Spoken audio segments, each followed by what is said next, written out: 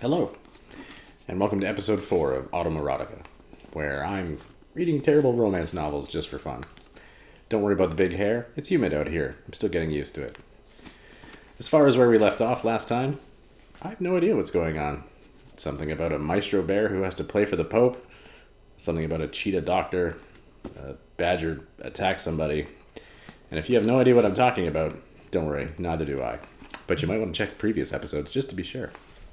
Anyway, let's continue with Hot and Badgered, Chapter 3. They hadn't left the Swiss center yet, and Charlie knew that the longer they stayed, the more concerned these orderlies were going to become. Already there were 5 of them standing outside the front doors, waiting for the pair to leave. Hoping to calm them down, Charlie found a map in the glove compartment and spread it out on the hood of the Mercedes. Match watched her and finally asked, "What are you doing?" "Trying to calm them down by looking like we're lost," she softly replied. "Why?" "Because we're making them nervous." "We make everybody nervous. Who gives a fuck?" Charlie placed her hands on the hood and asked, "What's it like to be you, Max? Not to care, ever." Max shrugged. "It's awesome." Charlie let out that sigh that she was convinced she only used when it came to her middle sibling. "I'm not going to argue with you today," Charlie announced. More for her own benefit than for Max's, because Max didn't give a shit. "We have too much going on." "So, do you want me to look intensely at the map like it's still 1982, Max asked. "You know, rather than just using my fucking phone to take us anywhere we need to go in any part of the world?" Charlie briefly wondered if slamming her sister's head against the SUV's hood would be considered arguing with the front when the front doors of the clinic burst open and her baby sister came rushing through. An orderly instinctively reached out and grabbed the hysterical Stevie, but that was not a good move. Not a good move at all. Stevie spun and slammed the palm of her hand up, ramming the orderly's nose and crushing it. He released her, and even though the others hadn't moved, Stevie kicked one orderly in the groin, another in the leg, breaking the fibula with a cracking sound that echoed around the quiet area. Another got a punch to the face that seemed to break his jaw and cheekbone, and the last was punched in the throat. The orderly that had followed her outside had spun back around and returned to the safety of the center in order to get reinforcements. That's when, screaming like she was on fire, Stevie ran for her life, so oblivious to everything around her. She didn't even see Charlie and Max standing there, watching her.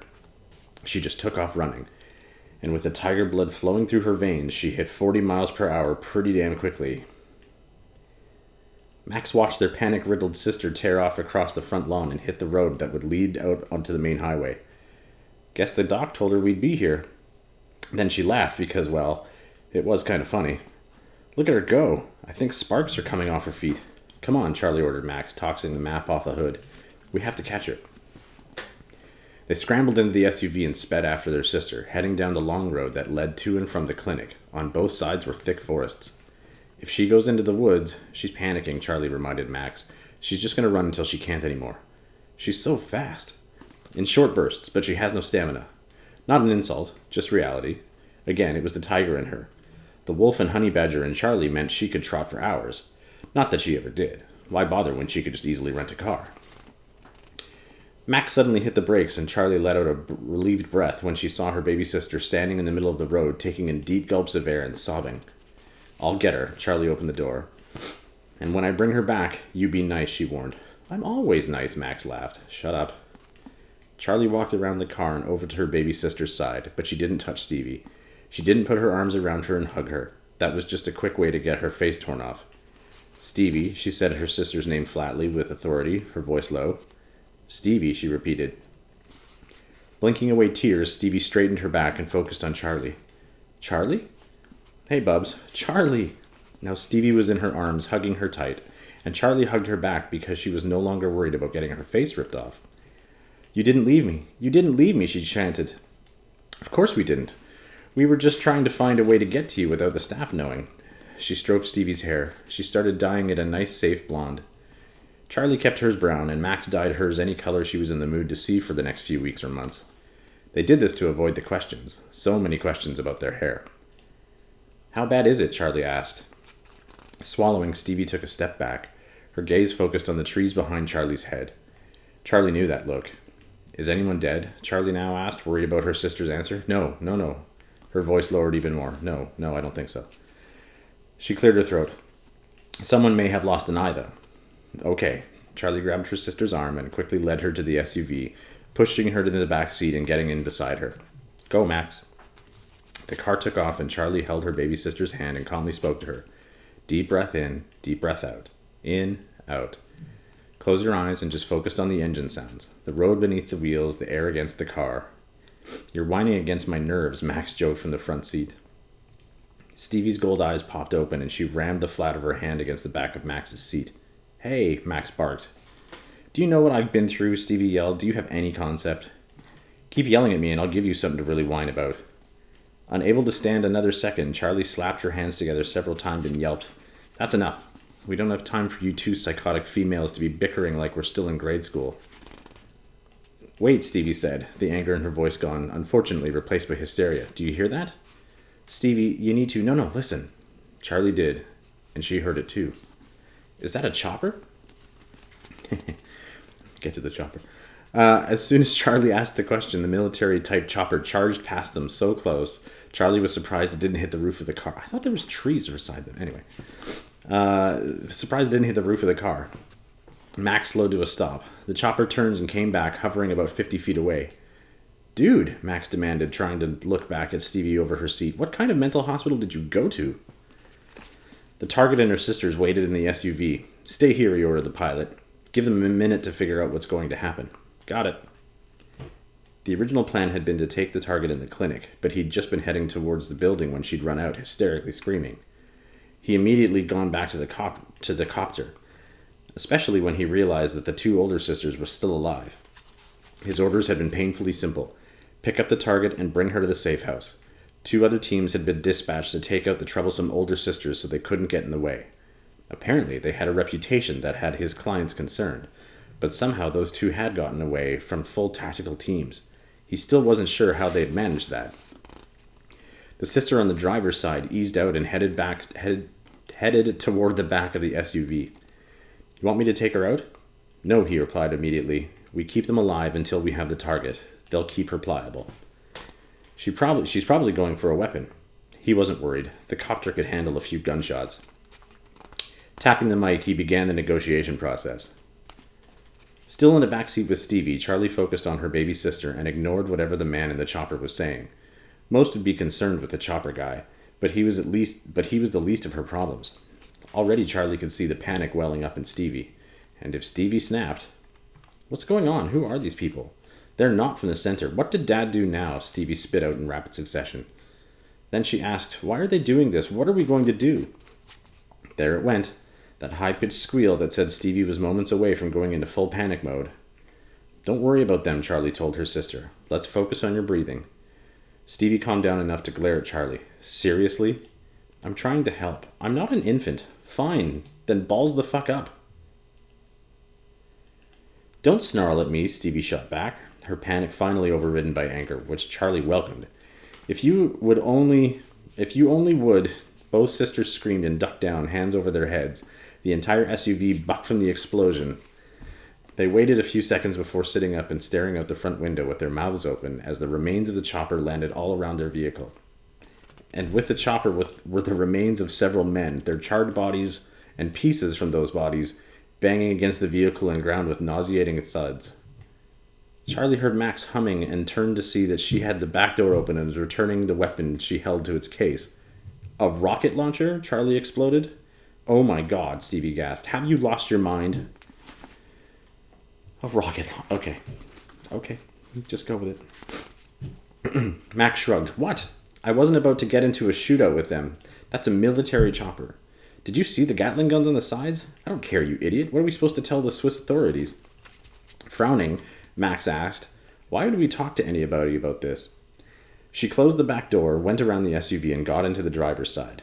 She stared out the front window for a moment, got back out of the SUV, and walked around the front, kicking bodies and big burning chunks of helicopter out of the way to make a path through the debris. When Max returned to the vehicle, she buckled her seatbelt and glanced back at Charlie and Stevie. "Ready to go?" she asked, smiling. Chipper, even. In fact, extremely chipper. Like they were going to brunch. How did she do that? Unlike her sisters, Max was all honey badger, and yet she had the most pleasant, happy, almost sunny disposition Charlie had ever known. Charlie had never met another honey badger like her. "Stop smiling," Charlie ordered her sister. And of course, Max's smile grew until it took up most of her face. Charlie nearly had her hands around Max's throat, but Stevie wrapped her arms around her and dragged her back against the seat. "What are you mad at me for?" Max asked, oblivious as always. "Just go," Stevie ordered, "and shut up." Both of you are so moody. Max took the car out of park and drove through the path she'd created until she was able to enter the woods. See, there's trees. This got them off the road and hopefully away from any law enforcement who'd be heading this way.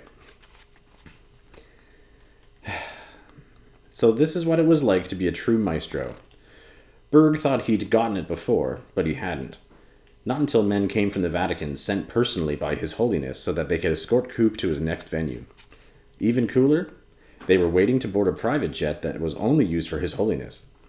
The Pope had sent it to transport Coop and his entire team, and apparently he wouldn't take no for an answer. Coop had tried, politely, not wanting to put the Pope and his attendees out in any way. And Coop wasn't bullshitting. He really didn't like to put people out, but again, His Holiness wouldn't hear it. Of course, Coop had not asked for any of this, but his sister... Well, Tony Jean-Louis Parker Reed was a different matter. How many names can we have, people? Tony Jean-Louis Parker... Okay. Was a different matter. Plus, she was trapped in Siberia at the moment and couldn't make her way to Italy just now. At least not in time to help. So she'd called the Vatican herself. Of course she did.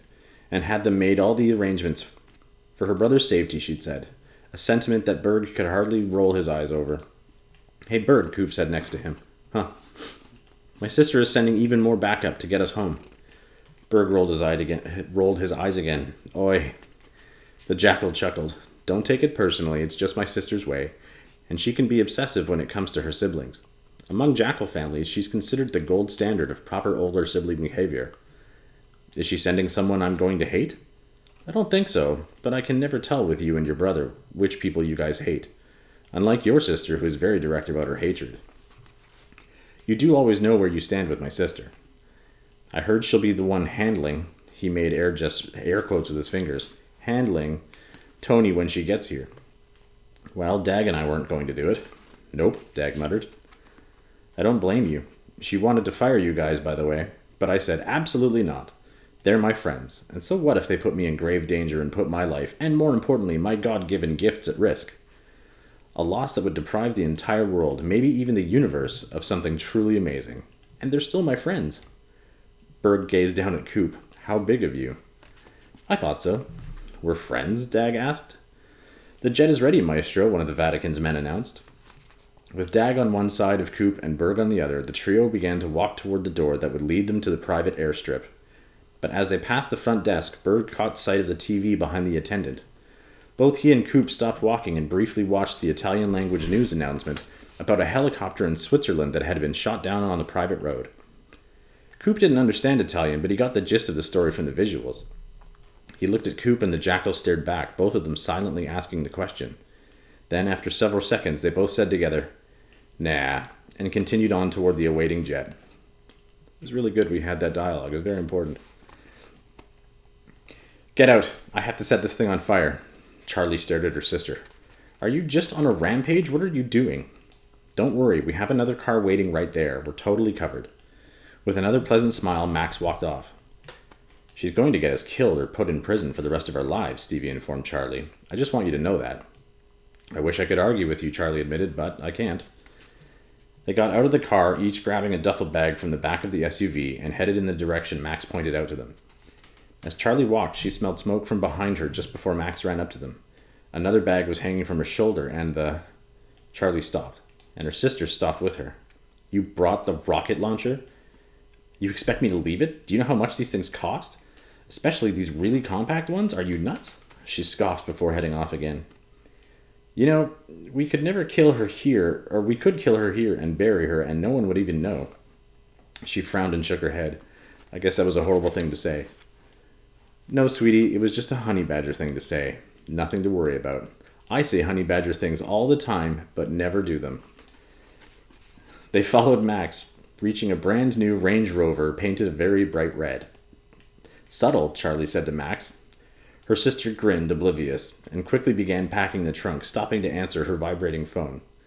"We're all going to jail, aren't we?" Stevie suddenly asked, as she and Charlie finished packing up the trunk. Not if I can help it, Charlie promised. I've worked too long and too hard for any of us to go to prison now.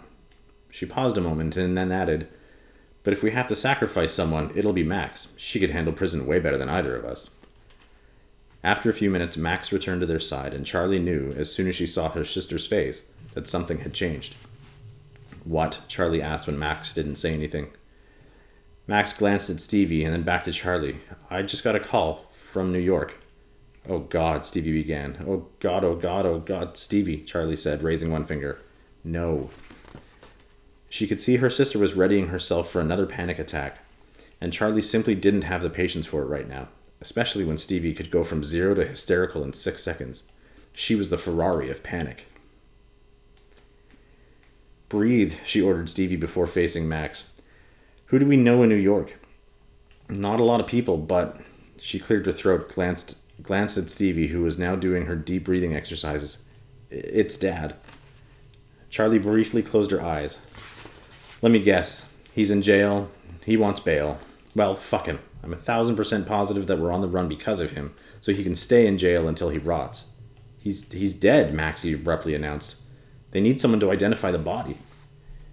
Stevie put her hand to her chest and turned away from them, her head bowed, shoulders beginning to shake, her pain and grief clear to anyone who might be near. Charlie and Max, however, didn't hesitate to silently bop around each other, performing dance moves they really shouldn't because they just didn't have the talent for it. However, it wasn't a dance of skill, but of excitement, of relief, of downright giddiness.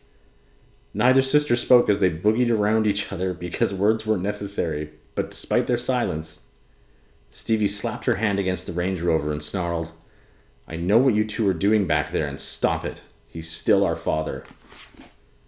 Drama. Drama. Rocket launchers, badgers, and bears, oh my. Yeah, I just said that. Anyway, stay tuned. Chapter 4 is coming soon.